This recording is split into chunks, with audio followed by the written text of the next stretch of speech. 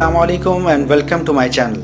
دوستوں آج آپ کو بتائیں گے بلو مون، سپر مون اور اس یلو والے مون کے بارے میں کہ آخر یہ کیا بلا ہے جو ابھرتے ہوئے اتنا بڑا اور پیلا کیوں نظر آتا ہے۔ دوستوں بلو مون کا ہرگز یہ مطلب نہیں کہ یہ چاند نیلے رنگ کا ہوگا۔